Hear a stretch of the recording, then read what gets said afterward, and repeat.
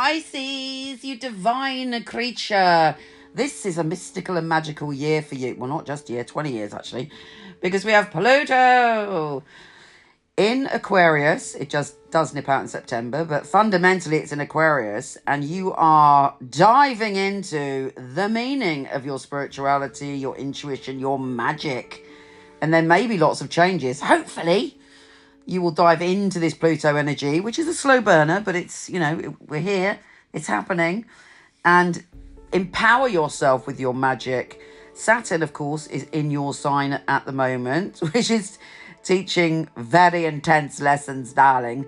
I've got Saturn in Pisces and loads of Pisces in my chart, so I am feeling it. It means that you're more grounded than usual, that certain responsibilities are going to come up, and you're going to have to figure out what or who you want to be committed to. That's probably already started, actually.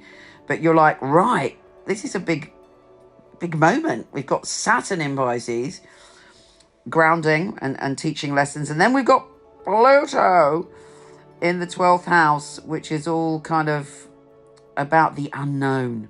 Secrets will be revealed. The truth will out over the next few years. Nothing can be hidden. Remember that.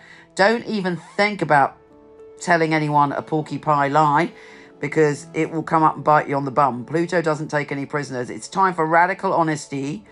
It's about radical commitment to your magic and to the power of you, and to really having faith. Like, you might think, oh yeah, I believe in manifesting this, that, and the other, but there's a part of you that doubts it. Pluto is going, I want you to just step into it.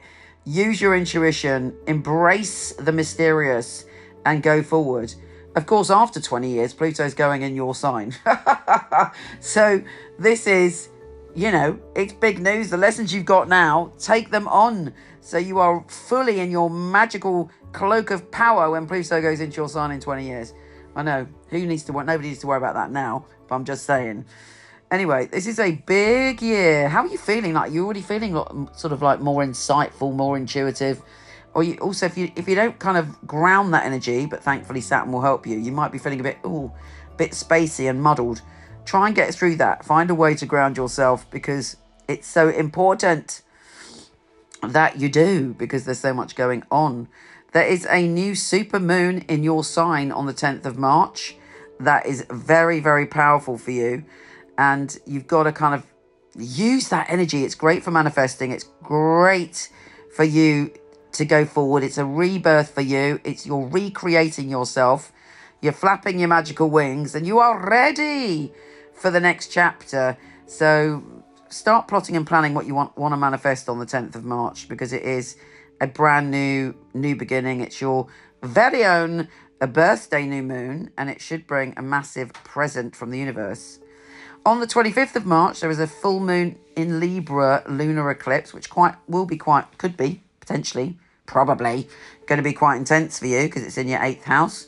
So there is this sense of, if there's any power imbalances in your life, that's coming to the surface. But you may have the emotional intensity to lay down some boundaries and stand your ground in a situation.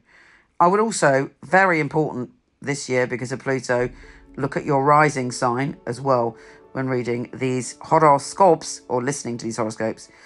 Now, on the 8th of April, there is a new supermoon solar eclipse in Aries, and you are reflecting, and something will be revealed around your sense of security and abundance. When we have a solar eclipse, we kind of can doubt ourselves in the moment, in that week, and then, suddenly the light comes back on, and we are empowered by that to go forward and make the changes that we need to make. Jupiter, the planet of good fortune, is giving us each year a flavour and an added sort of like superpower. And your superpower is your home and family. It's time to stretch, to grow, to make changes, and to go forward optimistically about how you can transform things around your home and family. Super powerful news. Then there's a full supermoon in Pisces on the 18th of September and a partial lunar eclipse. So, of course, that's big news for you. We have this feeling of you're going through like the birthing canal to come out the other side a new person. It's very emotional full moon for you. Never, by the way, never manifest on a any kind of eclipse energy. It's time to feel, to intuit, and to, most importantly, to trust yourself. The next solar eclipse is on the 2nd of October. And again, for 6 months of this year, you're looking at how in your power you are, how empowered you feel, and what you're going to do with that power. But it's about taking power back. It's about facing your fears, etc., etc. Venus, I'm going to go backwards a little bit now. Venus, the planet of love, enters your sign on the 11th of March, giving you a real upgrade when it comes to love, and you people are drawn to you. You can draw love and abundance to you when Venus is there. It's really helpful, and with it conjunct Saturn, the Lord of responsibility, you can really make a commitment to someone or something you love this year, and it feels really different, and it could be a very long-standing relationship. With Mars, the planet of action in your sign from the 22nd of March, you've got extra vavavoom, strength and power to get on with things as well. All of these things are written down, by the way, if you're like, those dates are too quick, Michelle. If you go to my website, horoscope.co.uk, and look at your 2024 written astrology, all of the dates are on the bottom, darling. But yes, all in all, a very interesting year. A year where you have the unexpected wonder and magic, facing yourself, diving into your magic. Interesting journey. Let me know how it goes. All right, gorgeous. You take care, and I'll speak to you soon. So here is the deck. I love the box. Got some of the tarot heroes on the front that are in my deck, which I'll tell you about later. It is flip top. How fabulous is that? I love that. And then you have the little booklet here. Little nuggets of information about each card. Here they are. Notice the gold. The Fool. The Magician. The High Priestess, which is so important because it is Pamela Coleman Smith. She was the illustrator of the original Rider-Waite. And I have 3 Lovers cards. The Chariot, Strength, the Hermit, various heroes here. This is Anna May Wong. So I've got this leaflet that comes with the pack. It gives you one line of straight to the point wisdom about it. But this is the book. And I'm so pleased with it because what I aim to do with this deck is to inspire your own psychic ability, but also to empower you and uplift you every day with the message of the card. Let's take a look inside. In it, we've got the meanings and readings. All my knowledge is in this book, all my love and all my heart.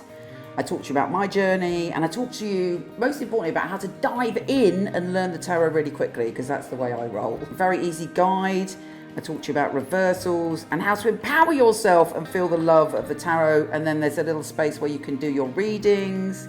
And at the back, really importantly, I talk to you about all the card characters, the amazing things they did in the world to inspire us. Just to give you a taster, let's pull a card to see what we've got. Well, that is a great card. The 9 of Cups, the Wish card. The most basic interpretation of the 9 of Cups is that you're being given a massive cosmic yes. This book is my life's work. I've been doing tarot basically from when I was born.